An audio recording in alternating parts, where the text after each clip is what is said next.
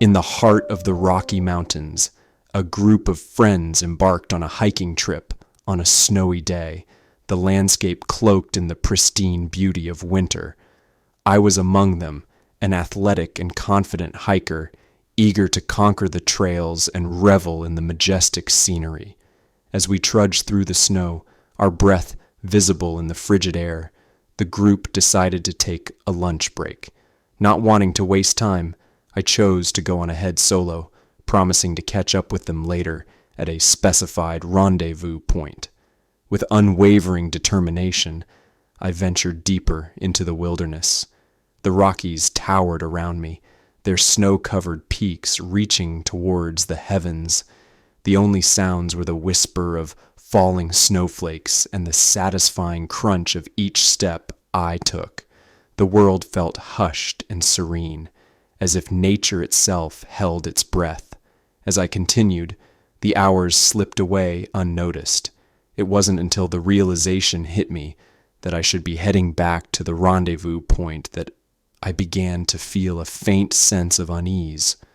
I turned around, expecting to see the familiar trail behind me, but what lay ahead was different. Doubt gnawed at me as I hesitated briefly, knowing that this was indeed the right path. Yet something about it felt wrong, as if the landscape had shifted while my back was turned. Pushing aside my unease, I forged ahead, promising myself that I would still reach our meeting spot. Minutes turned into hours, and the time when I should have reunited with my friends came and went. Panic began to creep in as the realization of being lost in this vast wilderness took hold. I found a quiet spot, sat down, and did my best to calm my racing heart with deep breathing. My mind raced as I considered my options.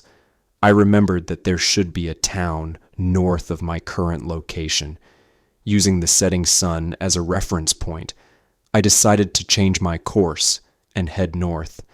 Thinking that if I reached the town, I could call my friends for help, I trudged through the snow, my steps measured and cautious.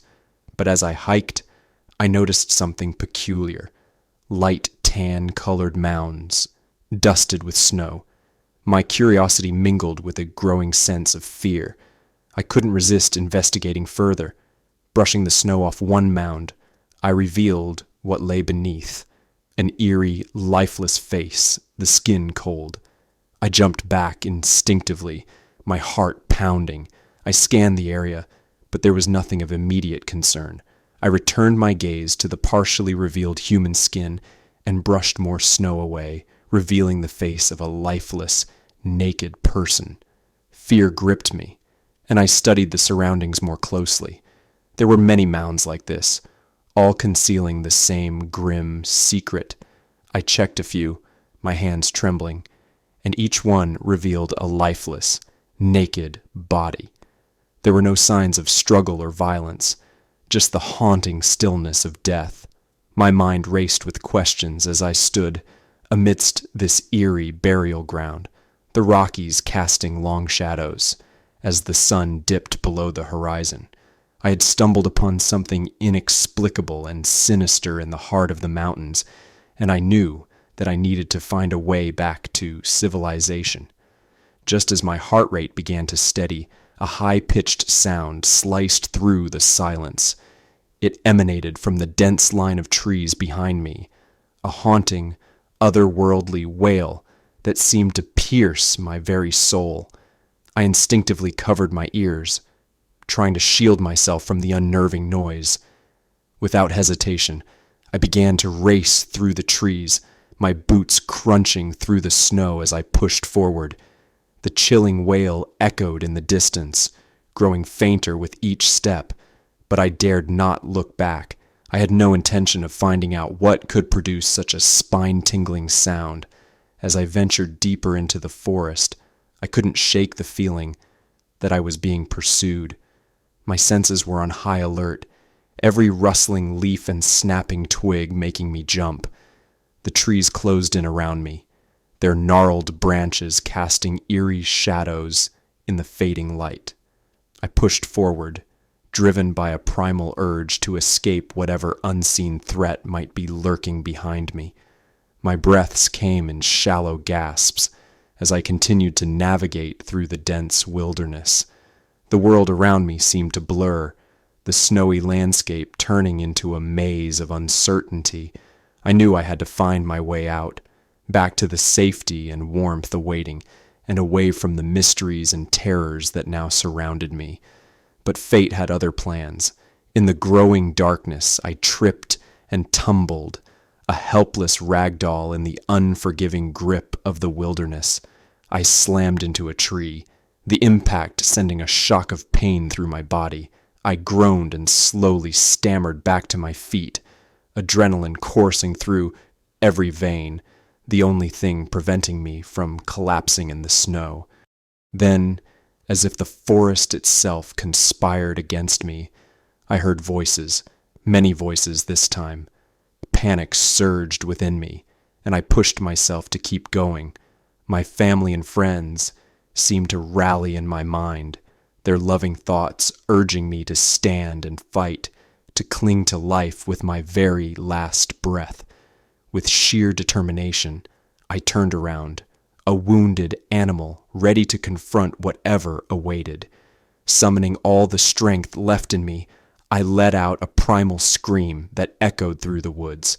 The voices continued to rush toward me, a cacophony of sound that closed in from all sides. I braced myself for a final desperate stand. Then, emerging from the surrounding dusk, I saw them, the friends I had left behind long ago. They rushed toward me with open arms, their faces filled with relief and concern. Tears streamed down my face as I embraced them, their presence a balm to my battered soul.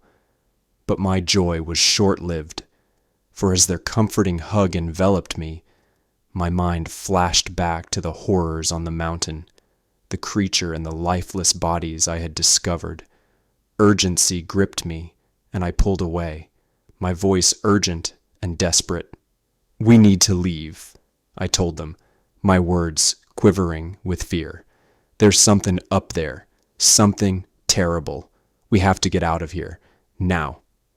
My friends paused for a moment, assessing my condition and the urgency in my voice.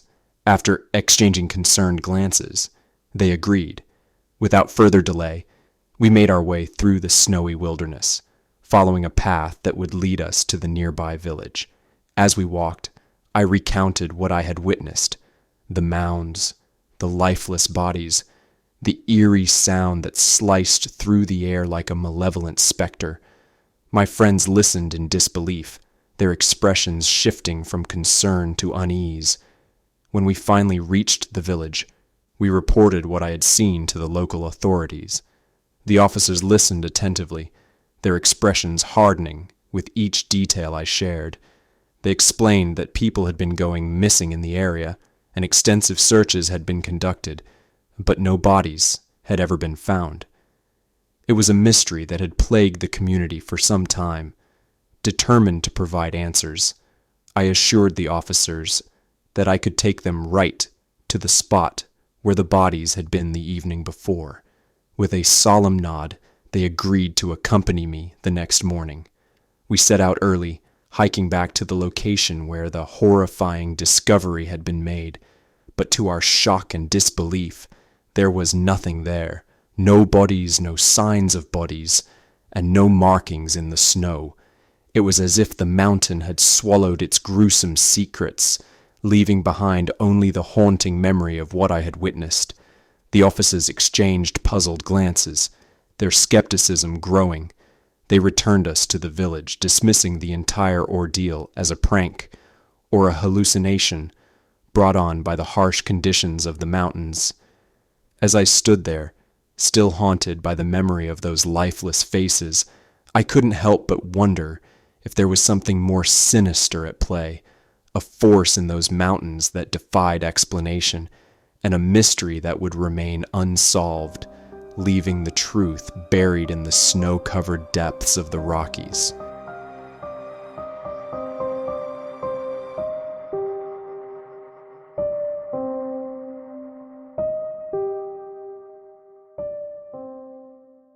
Venturing into the wilderness with my older brother, a seasoned military man, was an adventure I had long anticipated.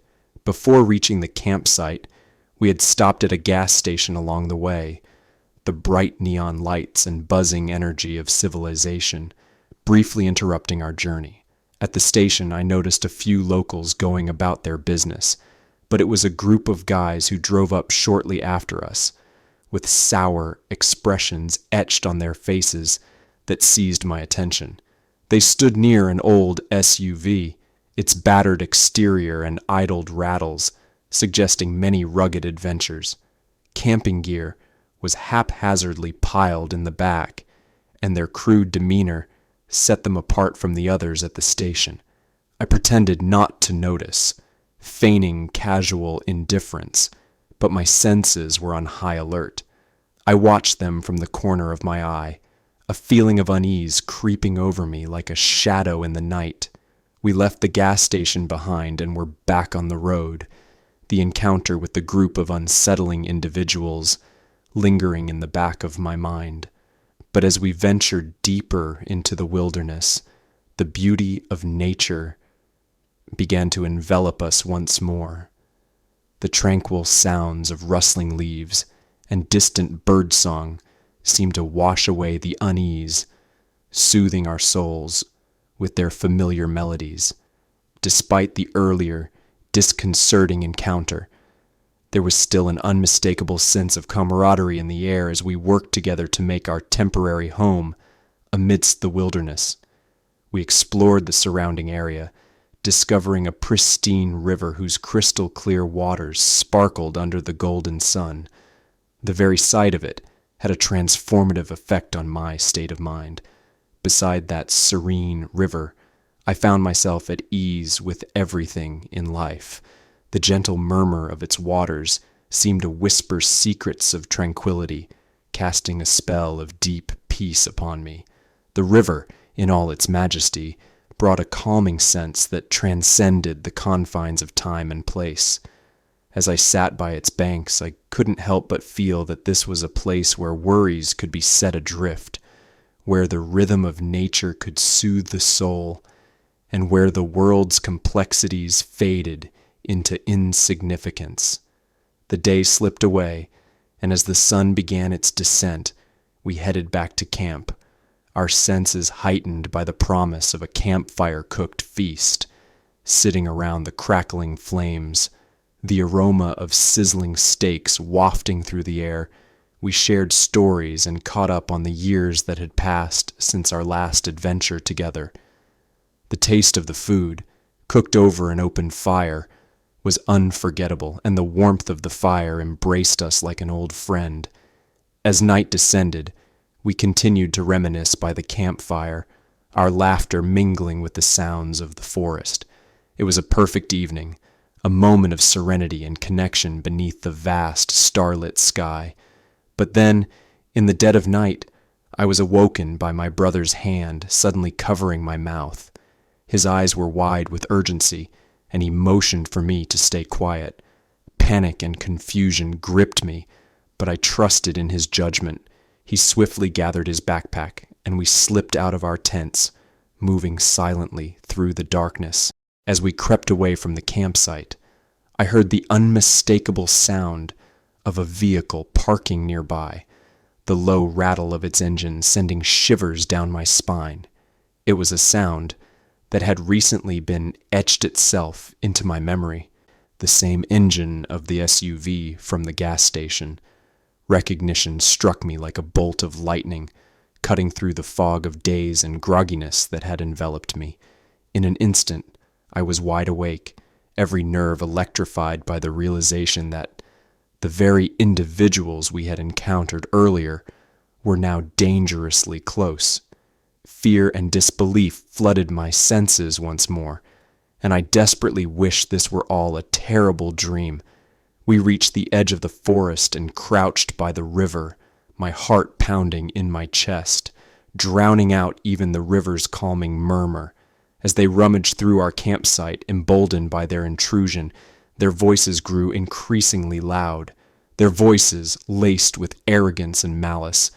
resonated through the night, a haunting cacophony that seemed to mock our vulnerability. Amidst the jumble of their shouts, I caught snippets of their cruel words. They hurled insults and obscenities, their intent unmistakably malevolent. They boasted about their conquest of our campsite, laughing with a twisted satisfaction that chilled me to the bone. It was a symphony of hostility that seemed to have no end, and I clung to the fragile hope that they would leave, that this nightmare would come to an abrupt and merciful conclusion. Minutes felt like hours as we remained hidden in the darkness, the intruders' presence a constant threat. I yearned for the moment when they would finally depart, when I could wake up from this terrible dream and return to the safety of our campsite. That's when their footsteps and voices drew closer to our hidden position. My older brother, a beacon of stoic resolve, handed me a straw he had acquired from the gas station and gestured toward the river with a nod. Understanding his unspoken instructions, I stepped into the cold embrace of the water. The river's icy grip clung to me, and I suppressed a shiver as I followed my brother into its depths. The situation had never been more terrifying. We crouched in the river, our heads barely above the surface, watching as the intruders drew nearer. The water seemed to amplify every heartbeat, every breath, and I prayed that the river would conceal our presence. At last, after what seemed like an eternity, the intruders left our campsite, their laughter fading into the distance. We stayed hidden by the river for the remainder of the night, fearing that they might return. The first light of dawn found us, our spirits shaken and our resolve tested. In a daze, we packed up our belongings and left the campsite without a word, the weight of the night's terror heavy on our shoulders. I couldn't help but feel grateful for my brother's stoic resolve and quick thinking. Without him, I might have met a far more sinister fate in those woods. As we put distance between ourselves and that dreadful campsite, I silently vowed never to take the tranquility of nature for granted again, and I clung to the bond I shared with my brother, a bond that had been tested and strengthened by the night's harrowing events.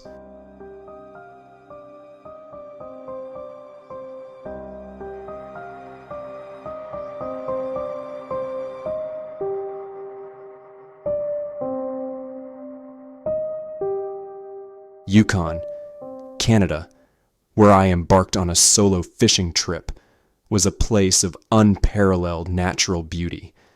The emerald forests stretched as far as the eye could see, their reflection shimmering like liquid glass on the pristine lakes. The cool morning air embraced me as I prepared for a day of fishing.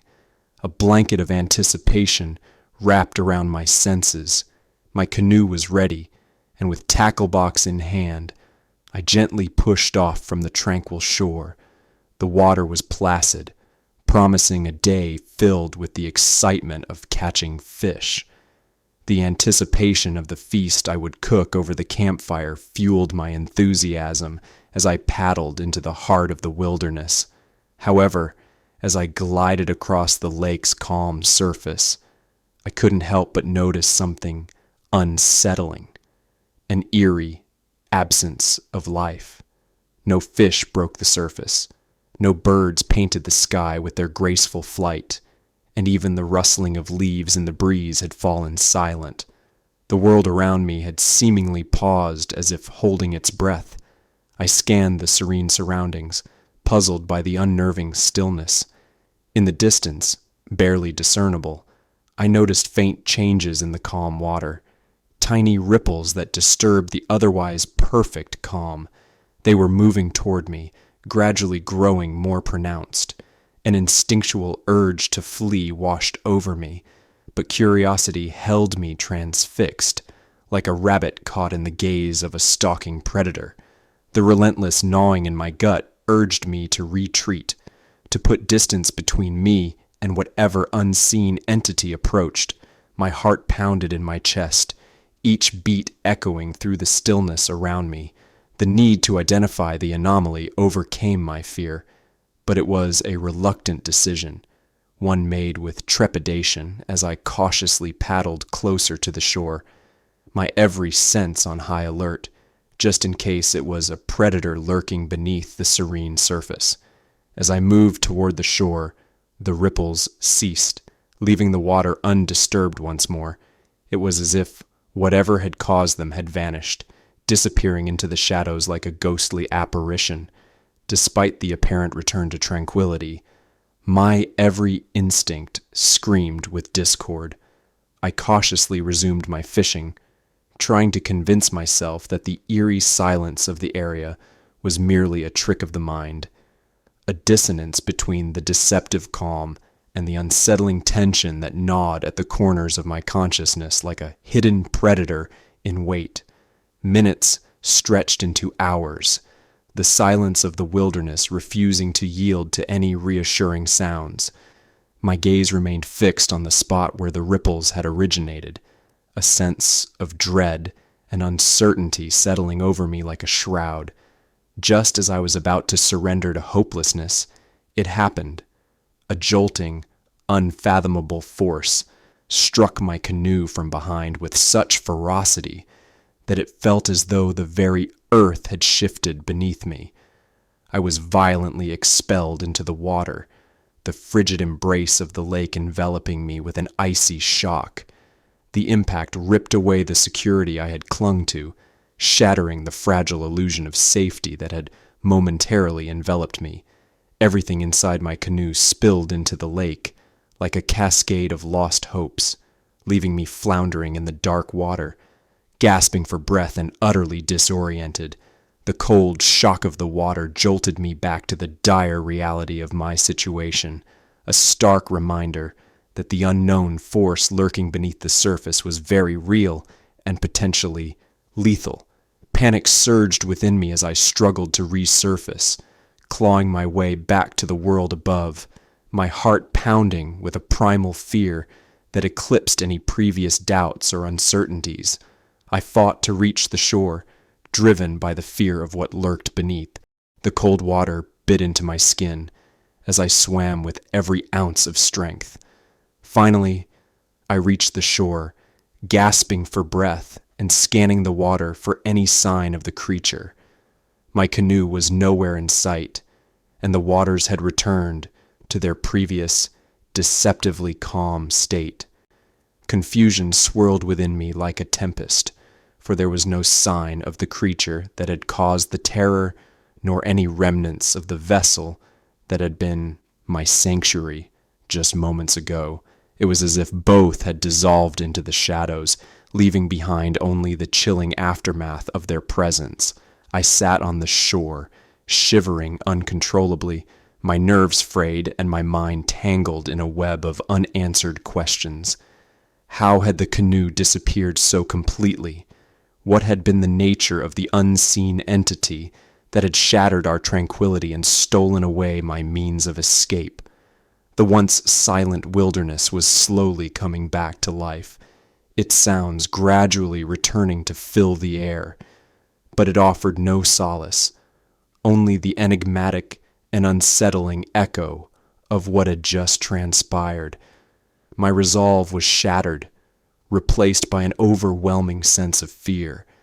I knew I couldn't stay in this place, where the line between tranquility and terror had blurred so profoundly. I retreated home, vowing never to return to that foreboding corner of Canada.